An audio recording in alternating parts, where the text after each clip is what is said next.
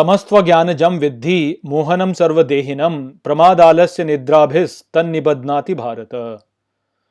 नमस्कार मित्रों, ये जो श्लोक है भगवद गीता के 14वें अध्याय का 8वां श्लोक है, जिसे हम आज गहराई से समझेंगे। तो आइए सबसे पहले इसके अर्थ को समझते हैं। तो जो श्लोक है वो कहता है, तमस्त्व ज्ञानजम विद्धि, अर्थात तमस किंतु अज्ञान जनित जानो, मोहनम सर्वदेहिनम, अर्थात भ्रमित करता है सभी देहधारियों को, प्रमाद आलस्य निद्राभिस, अर्थात प्रमाद आलस निद्रा से तन्निबध्नाति भारत, अर्थात वह बांधता है हे भारत।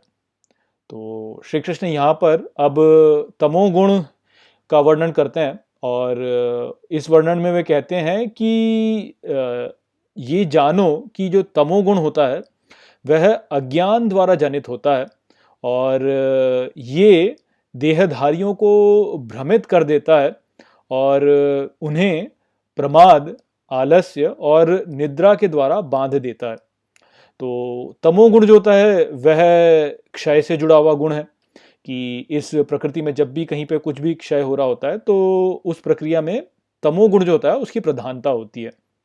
अब ये जो क्षय है यह देहधारियों में दो प्रकार से हो सकता है। एक तो शारीरिक रूप से हो सकता है कि देहधारी की देह जो है या उसका जो शरीर जो है उसमें क्षय हो जाए, या बौद्धिक रूप से भी ये क्षय हो सकता है कि जो देहधारी है उसकी बुद्धि में क्षय हो जाए।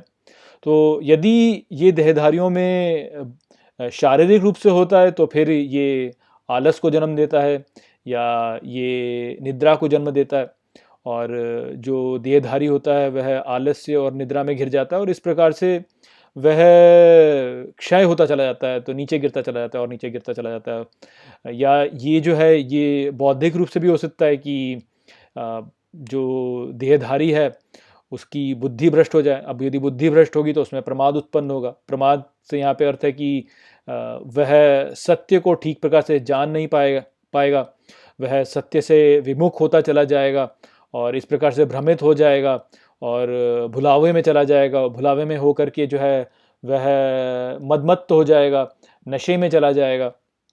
तो इस प्रकार से जो है वह अपने बौद्धिक रूप से भी फिर क्षय करता जाएगा, अपने आप को क्षीण होता जाएगा। तो दोनों ही स्थितियों में होगा यही कि ऐसा जो देहधारी है वह अंधकार में गिरता चला जाएगा और इस प्रकार से अपनी दिव्यता से गिर करके वह निम्नतर रूपों में बंधता चला जाएगा। तो तमोगुण से यदि कोई जुड़ जाए तो इस प्रकार से उसका पतन होता चला जाता है, वह धीरे धीरे नीचे गिरता चला जाता है। तो यही संदेश यहाँ पर था श्री कृष्ण का। आशा करता हूँ कि मैंने इस श्लोक को आपको अच्छे से समझा दिया होगा। चलिए इसी के साथ इस वीडियो को यहीं पे समाप्त करते हैं। नमस्ते।